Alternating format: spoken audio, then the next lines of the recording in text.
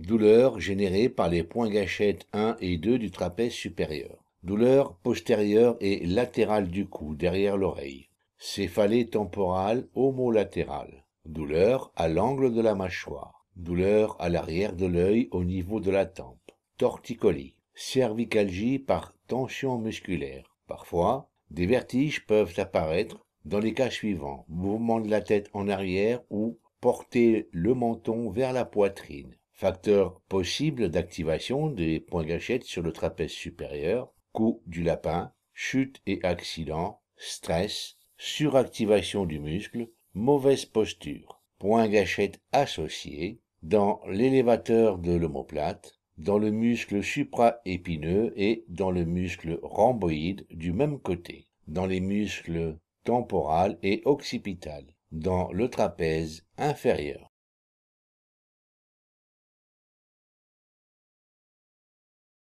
Douleur et symptômes du chef sternal dans le muscle sternocléido-mastoïdien. Symptômes: céphalée, douleur frontale, temporale, occipitale et au sommet du crâne. Douleur dans la joue, dans l'oreille. Troubles visuels, toux chronique, quelquefois, vertige ou perte d'équilibre, ainsi que torticolis. Un point gâchette actif dans l'extrémité inférieure du chef sternal génère une douleur vers le bas sur la partie haute du sternum. L'activation de ce point peut déclencher une forte crise de toux sèche. Les points gâchettes situés dans la partie moyenne du chef sternal génèrent une douleur homolatérale en forme d'arc au travers de la joue et dans le maxillaire, juste au-dessus de l'arcade sourcilière et profondément à l'intérieur de l'orbite. La douleur peut se diffuser dans le conduit auditif du même côté. Les points gâchettes situés le long du bord interne de la partie moyenne de ce chef génèrent des douleurs au pharynx et à l'arrière de la langue au cours de la déglutition, qui se traduit par un mal de gorge et dans une petite zone arrondie à la pointe du menton. Les points gâchettes situés dans la partie supérieure du chef sternal génèrent leur douleur à l'occiput, à l'arrière et à distance de l'oreille et au vertex en calotte. Des signes neurovégétatifs coexistant au point gâchette du chef sternal touchent l'œil homolatéral et le nez. Les symptômes oculaires comportent un larmoiement excessif, un rougissement, un rétrécissement de la fente palpébrale et des troubles de la vue. Les troubles de la vue comportent non seulement une vision floue, mais aussi un affaiblissement de l'intensité lumineuse perçue. Parfois, une rhinite et une congestion du sinus maxillaire se développent du côté atteint. Point gâchette associé à vérifier dans les scalènes, dans l'élévateur de l'omoplate, dans le muscle trapèze, dans le muscle splenius, dans les muscles postérieurs du cou, dans le muscle sternal, dans les muscles pectoraux, dans les muscles masséters, dans les muscles temporales, dans l'orbiculaire de l'œil et dans le muscle frontal.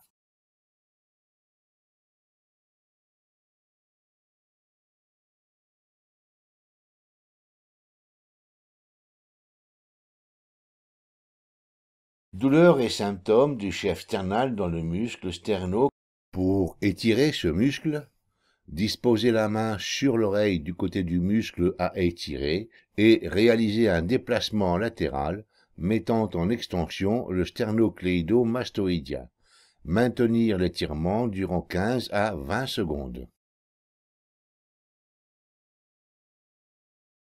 Douleur activée par des points gâchettes actifs dans le muscle petit glutéal. Les points gâchettes actifs dans la partie antérieure du petit glutéal activent une douleur et une sensibilité à la région latérale et basse de la fesse, à la face latérale de la cuisse et du genou, et à la région péronnière de la jambe, jusqu'à la cheville. Quelquefois, la douleur se diffuse jusqu'à la face dorsale du pied.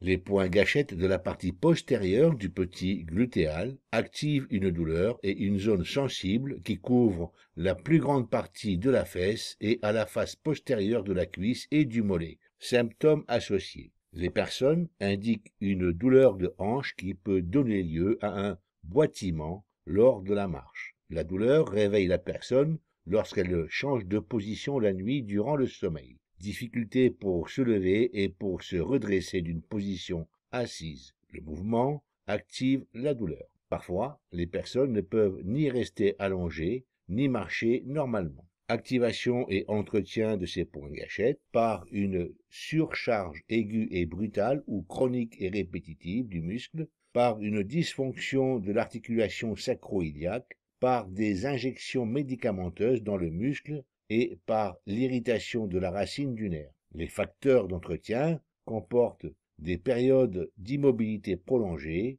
l'inclinaison du bassin due au fait de s'asseoir sur son portefeuille, par exemple, et une position instable en station debout. Point détente associé dans le piriforme, dans le moyen fessier, dans le vaste latéral, dans le long fibulaire, dans le carré des lombes, dans le grand fessier et dans le tenseur fascia lata.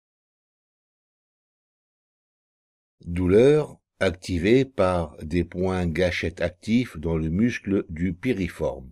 La douleur activée des points gâchettes du piriforme touche la région sacro-iliaque, la fesse et la face postérieure de l'articulation de la hanche. Elle peut se diffuser sur les 2/3 de la face postérieure de la muscle vaste latéral. Le vaste latéral peut abriter de multiples points sur une grande partie de sa longueur. Ces 5 zones de points gâchettes peuvent activer des muscles vastes intermédiaires. Le vaste intermédiaire peut abriter de nombreux points gâchettes. Ces points sont situés derrière le muscle droit fémoral, par conséquent difficiles à atteindre.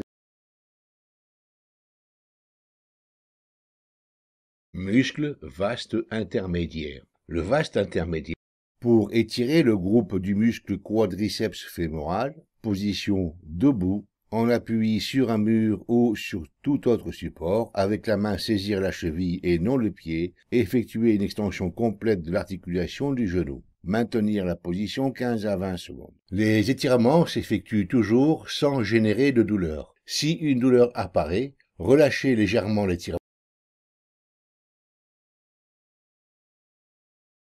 Muscle supinateur. Un point gâchette actif dans ce muscle génère une douleur sur l'épicondyle latéral et sur la partie latérale du coude. Il génère aussi une douleur sur la face dorsale de la palmure du pouce et parfois sur la face dorsale de la main. Symptômes associés. Les personnes qui ont des points gâchettes actifs dans le muscle supinateur se plaignent d'élancements douloureux soit dans l'épicondyle latéral, à la face dorsale de la. Les points gâchettes actifs situés dans l'un des muscles scalènes antérieurs, moyens ou postérieurs peuvent générer des douleurs sur la poitrine jusqu'à la hauteur du mamelon. Cette zone prend souvent naissance dans la partie inférieure du scalène moyen. Muscle extenseur de la main et muscle brachio-radial. Les points gâchettes actifs dans le court extenseur radial du carpe projettent une douleur sur le dos de la main et sur le poignet. Des points gâchettes actifs. Les points trigger ou points gâchette. Trigger vient de l'anglais qui en français se traduit par gâchette.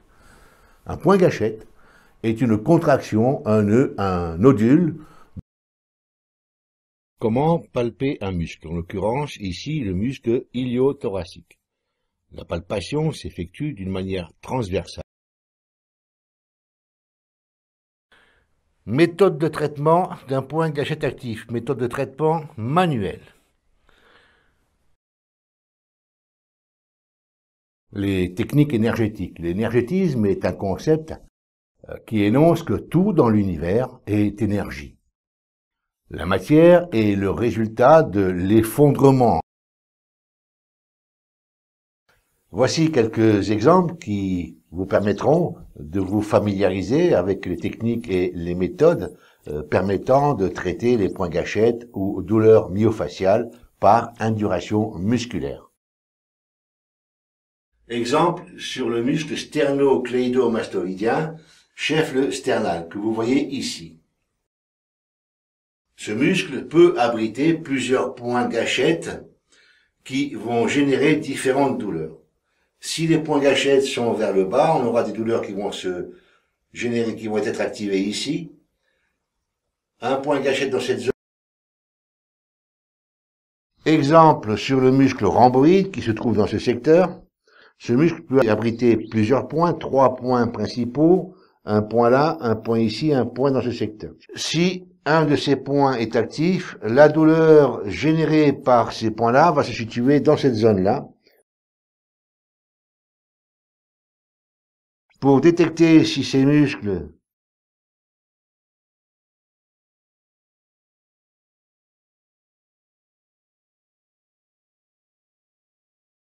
des points gâchettes actifs du muscle tibial antérieur activent une douleur et une sensibilité qui touchent la partie antéromédiale de la cheville et les faces dorsale et médiale du gros orteil. La douleur peut parfois s'activer accessoirement sur le devant de la jambe depuis le poing jusqu'à la cheville et la partie antéromédiale. Symptômes associés: difficulté pour se pencher en avant, dorsiflexion lors de la marche. Les points gâchettes du long extenseur des orteils activent une douleur qui touche principalement le dos du pied et les points gâchettes du long extenseur des orteils. Pour étirer le long extenseur de l'hallux, effectuer une flexion de l'hallux ou du gros orteil tout en portant la face plantaire vers l'extérieur. Pour étirer le long extenseur des orteils, réaliser une flexion des orteils ainsi qu'une flexion plantaire. Maintenir